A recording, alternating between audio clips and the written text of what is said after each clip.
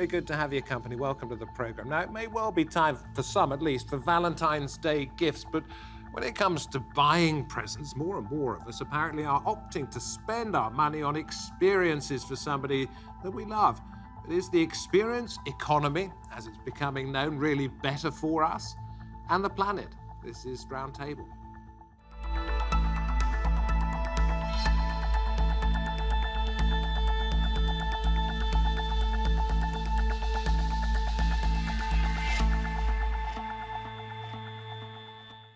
Good to have you along. I'm David Foster. Whether it's for Valentine's Day or a birthday or for Christmas, chocolates or fancy soap apparently just don't cut it anymore. More and more people are choosing to buy what are known as experiences rather than simply things for those special occasions.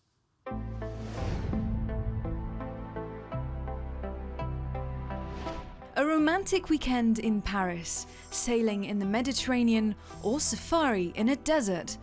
Experience gifts are growing in popularity, especially among young people. Millennials pay more than their parents and grandparents for things like travel, entertainment and dining, according to findings by JP Morgan. While research by Eventbrite says that 72% of millennials prefer to spend money on live events instead of material possessions.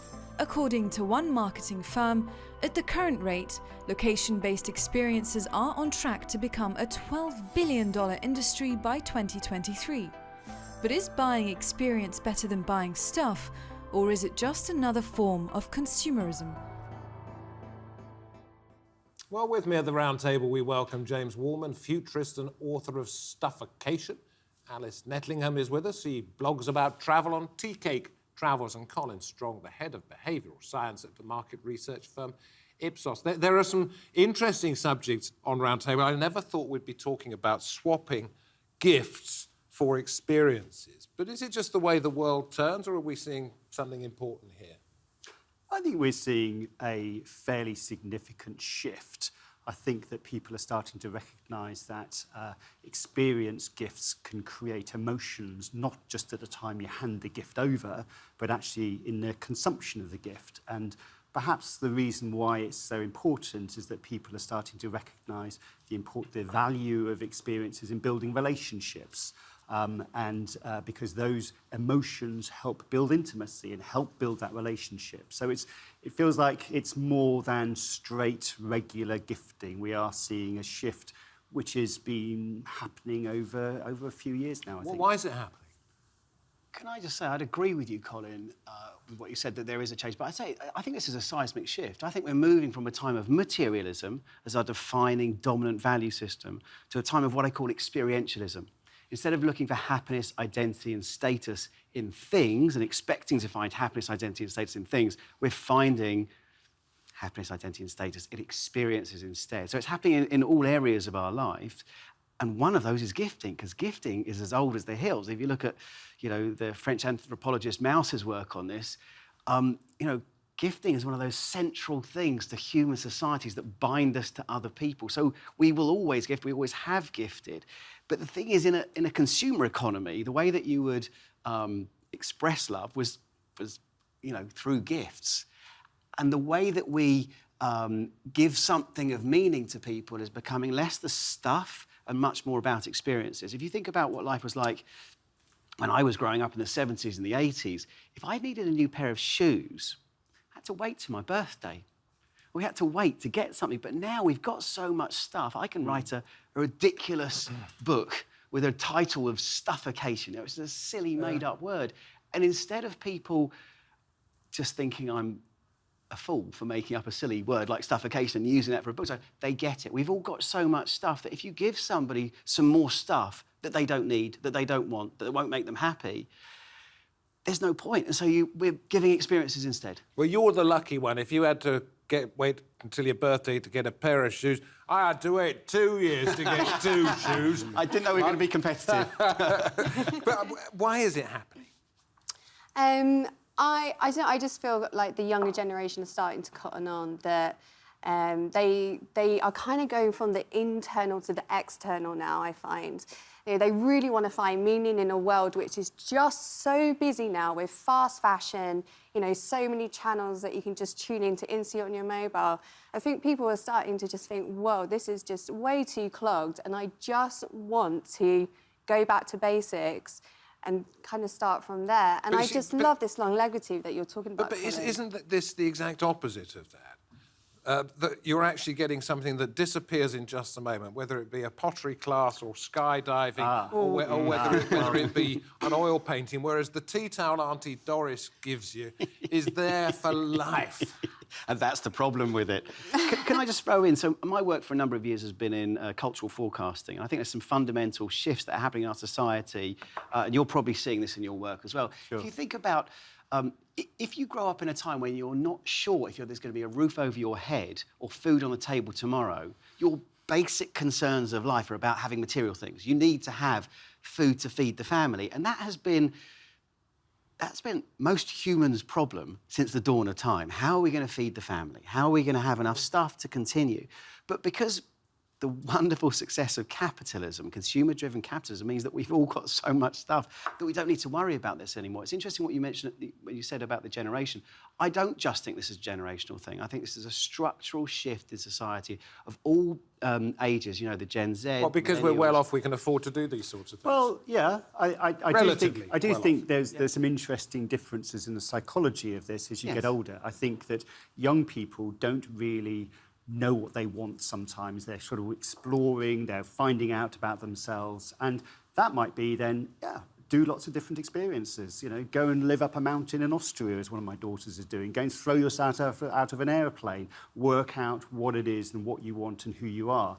I'm not convinced necessarily that that is something which continues as you get older. I think as you get older, all the evidence seems to suggest that, yes, experiences are important, but perhaps it's more those more intimate experiences. It's more about cooking together, it's more about being together, and it's more about sort of having those more intimate, personal kind of things. And so, yes, maybe they're experiences still, but I'd say that the kind of the way in which we think about this experience economy tends to be those sorts of bigger, go around the world, throw yourself out of a plane, etc. I just wonder about the extent to which that is an age. Well, let us ask a professional, because as well as being a travel blogger, and I want to ask you about some of your experiences as a travel writer in a little while, but you're also a psychologist. You were beforehand, and now you are going back to it. Yes. More and more. In terms of why people are thinking this way, you might be the best person to ask. I mean, Connor's put the idea up there. What do you think? Yeah, I mean, it really is going back to the basics of being human. You know, we all want to have love and connection, and I feel in such a busy world, which is getting busier and busier, we can sometimes just go past that. So I can understand that these intimate experiences are incredibly powerful. I mean, just from a travel point of view, I kind of see the way people are travelling changing as well. You know, in terms of the travel that people want to do, yes, they want to discover themselves and kind of see what they're capable of. But I also find that they really want to get those intimate connections with the communities that they're in, and they want to leave a lasting memory and impression on the communities they're connecting with. They're just tourists, aren't they? They're just passing through, and they're salving their consciences by building a wooden hut in the middle of Africa. They're not leaving a lasting impression, are they? Well, that depends how you go about it. I mean, yeah, if you're just going to turn up and build a wooden hut, that's nothing. But you could class that as a worthwhile experience in your particular mind, whereas it's actually nothing of the sort. I think it depends about education and who you're working with. Like, I'm very much into the empowerment tourism kind of idea, and I've been working with people in India that are in there for long run.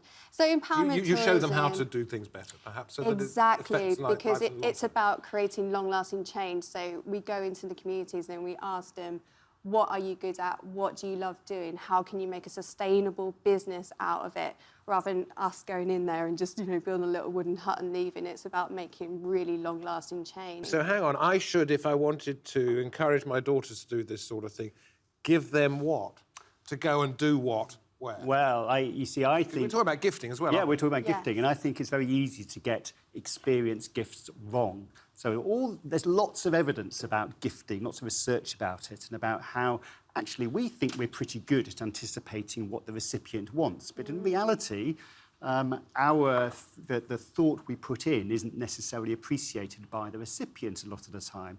And I think there's something a little bit sort of tricky about experience gifts, because it's very hard to anticipate how we're going to feel in the middle of that experience. So if I buy you a gift to go up on a plane and parachute down, we may think from a distance that's a great idea, and you think, wow, that's going to be really great and my friend will really enjoy that. But actually, maybe you'll get up on that plane and be really petrified and it's a terrible present. Whereas if you give a watch or a pen or some stuff, we kind of know how that's going to be. We can kind of anticipate how we're going to feel, how the recipient will feel. So it's very easy to get it wrong as well as getting it right. We can get it right a lot of the time, but we can get it wrong as well. You made a really good point. The great thing about material goods is you can re-gift them. And there's a What do you mean? You get given a present and then you pass it on to somebody else? The big problem about giving somebody a present is really what you give them a problem, because you give them a scarf or a thing which they don't need, and what they have to do then is re-gift it. But ideally, not to that person again. Yeah, you know, that awful. I don't know if you've ever been in that situation. It has happened once. But now, because I've written this work on anti-stuff, people tend not to give me so much stuff anyway. Don't give me anything anymore. They've given up on me, but that's fine. A friend's father said to her last Christmas, he said, when you're going to give me one of those presents this year, can you give me some stuff? Don't give me one of those experience gifts. Because the problem with an experience gift, if you think about it, if you have to take it, is it takes your time. Whereas if somebody gives you a gift that you don't really want, you can just give it to someone else, you can take it to a charity shop, they've wasted their money. But if they give you an experience gift that you don't really want, they've wasted your time, which is the most valuable thing you have. Would you mind if I picked up the point earlier about what the experience economy is and whether it's sustainable? Can you come back to that? Yeah, I can. Because Alice was sort of making a bit of a face at that particular point. I just had a horrified image that, yeah, if someone actually bought me a gift that I didn't want to do, they would want to see photographic evidence, wouldn't they? Yeah, because there is that expectation that you actually have to fulfil that experience. Or you have to get it out of a drawer when they come round for tea. I know. You don't know where you put it. But perhaps we're making too sharp a distinction between experience and things. Because let's say I go away somewhere on holiday and I buy a souvenir, and that souvenir reminds me of the experience. So I don't think that it's necessarily such a sharp distinction. Sometimes things, stuff, are evocative of a particular experience. So if you are giving a thing, if you are giving stuff, maybe make it evocative of something which you've shared with somebody else, been to a concert together, buy the CD of that experience. So you can kind of give stuff reasonably safely whilst being evocative of that experience and having reliving that experience. You've made a really good point. And one of the things in the scientific literature is the idea of experiential goods. So a bicycle is a really good example, or a tennis racket. Tennis is great, but you need a racket to play. Yeah. And so there is this sort of line between experiences here and material goods here, and in the middle is experiential goods. I'm not anti those goods, it's more the other stuff. Well, that's the perfect blend, isn't it? I think it's helpful. Something useful that you can have an experience with. Yeah. Yeah? Yeah. And so what about travel gifts? What about saying, because you do so much travelling, or certainly did do so much travelling. Do you find it's a reality that people are getting this more and more? Yeah, I mean, especially, when people are buying for me, they know that I have a 40-litre backpack and that is it, So when people were trying to ask me what I wanted for Christmas or my birthday, I'm kind of like you, I was like, please don't buy me anything because this is my space and, everything that is in there, I want it to be essential. But, I mean, it is freeing. It is really freeing to know that this is the space that you have and that everything that you're going to put in it is vital and brings you happiness. Isn't there a danger that your senses could become slightly dimmed by this? That, what was exciting one week, the next week isn't quite so stimulating, and within a year, the idea of going up Kilimanjaro isn't quite as good as it first seemed because you've already done it. This is true. Well, this is... I think, sorry, I was going to say, I was going to sort of just throw in the term hedonic adaptation, which is the sort of same thing. So okay, great minds. You go. Okay, so essentially, I think that there's the research suggests that we get used to stuff, to use your term, around us way more quickly than we get used to experiences. So think about it. If you're giving somebody an experience, not only have you got the consumption of that experience, but you've got the anticipation of that, but also to something you referenced earlier on, it goes, well, actually, it kind of does, but you're left with a memory, and so you're reliving that experience. So in a way, you adapt to products and stuff around you very quickly. Experiences, they stay with you. Obviously, we're hoping that you're giving a good experience rather than a bad experience. Did you find, Alice, when you were doing a lot of travelling, that actually it became a job, that it wasn't as exciting, that the experience wasn't as stimulating as it had been earlier? Yeah, I mean, I hate to admit it, but it happens to a lot of us. You know, in the travel industry, we can find that we are literally burnt out, and what once was pure joy starts to become just a little bit too much. And it's a shame when that happens, but I will openly admit that it does. And that's when you need to take a break and kind of go back to square one and actually start being grateful again for all those little things. And I've definitely been through that process.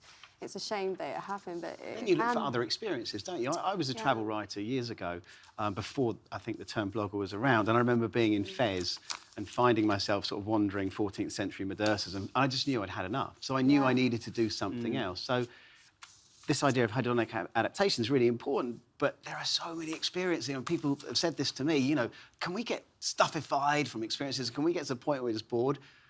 Well, I don't know. I've not been to every part of Wales.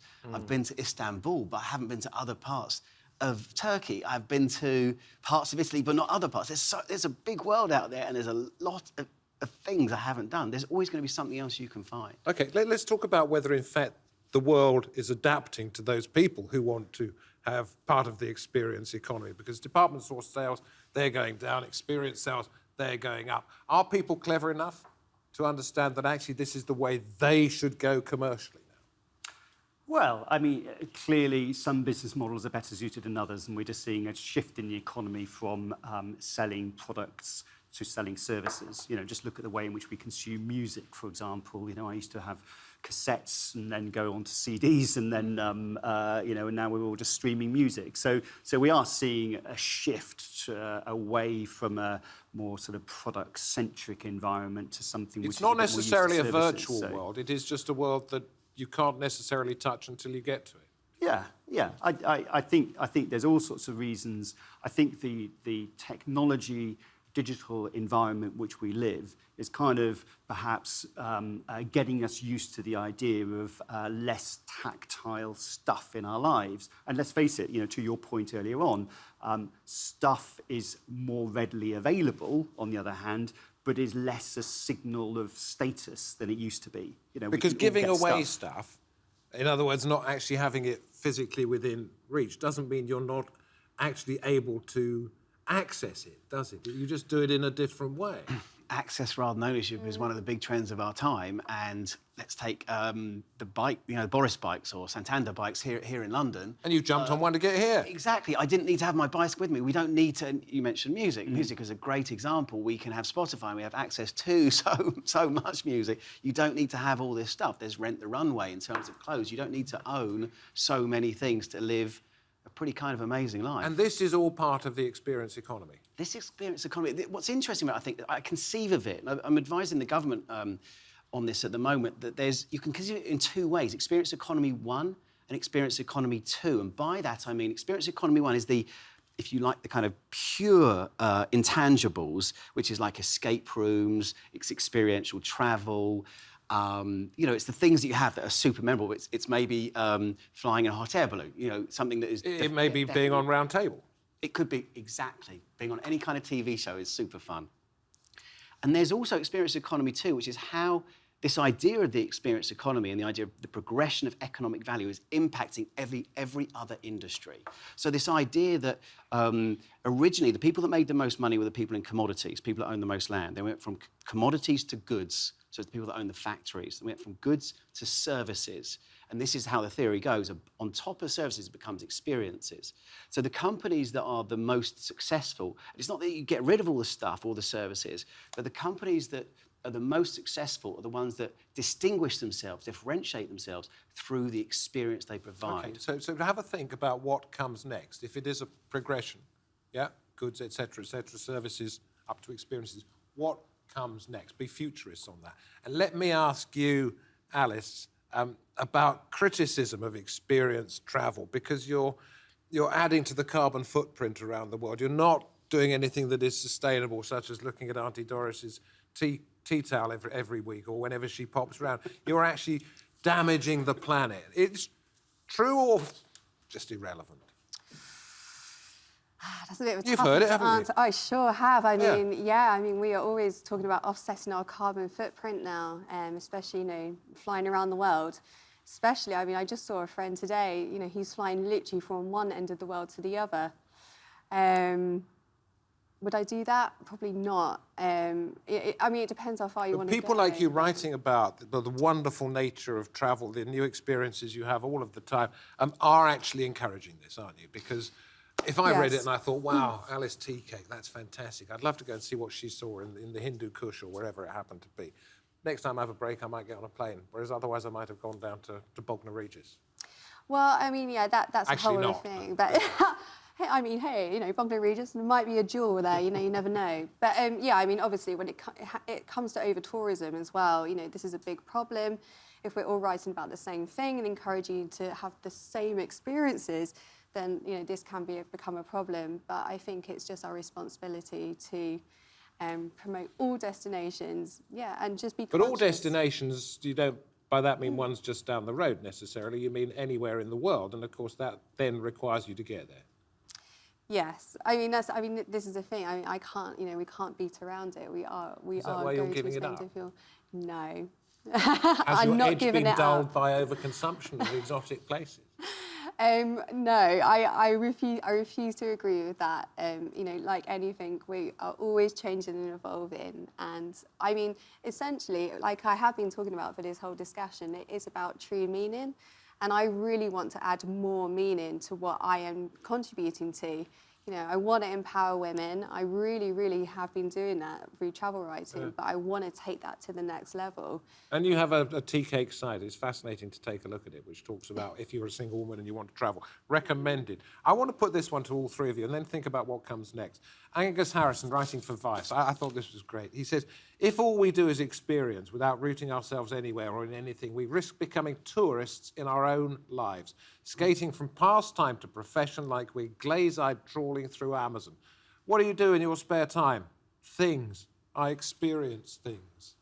Well, I'd go back to making this distinction between extraordinary and ordinary experiences. I think when you've got younger people in their 20s are looking for extraordinary experiences because they're shaping themselves, they're unsure about who they are and what they want. As they get older, they realise their time on Earth is more finite. Then it becomes. Is that why you end up with a bucket list when you're 70? Or maybe sands of time. actually what you end up with is thinking, I really want to be doing cooking with my family and spending time with my grandkids. And those are the experiences which you start to treasure and understand the value of, because in a sense, that's where you're creating your meaning. You've come back to home almost. So I'd say in a way, if we're looking at the progression of this, I'd be thinking about how the market might move towards more ordinary experiences, and therefore, in a sense, how objects help facilitate those ordinary experiences. So I'm going from a hot air ballooning in Africa to buying a sort of fancy garlic fresh. But yes, exactly. Things. What do you do in your spare time? Oh, I do things. It's not real, is it? The thing is, it's really easy to write a piece like that and do this kind of broad It brush, wasn't kind of cynical. caricature. It wasn't cynical. It was a really thoughtful piece about how you're actually stepping away from the everyday. Yeah, I think I read that. And look, I'm going to throw up, there's some research by a woman called Cassie McGillner-Holmes at UCLA, at the Anderson School of Management, that specifically looks at the kind of experiences that make us happy in different stages of our lives. And it turns out that extraordinary things do make us happy, and so do completely ordinary things. But the different ages, what you were saying is incredibly on point, I think, because the research bears you out. When you're younger, you want to define who you are. When you're older, you actually start to enjoy the more simple things like lunch with a friend or taking a walk by the sea or something like this. But this idea that the experience economy and we are becoming these kind of, we've got enough stuff, but we have to have wild kind of post on social media kind of experiences, misses the point of who we are as people.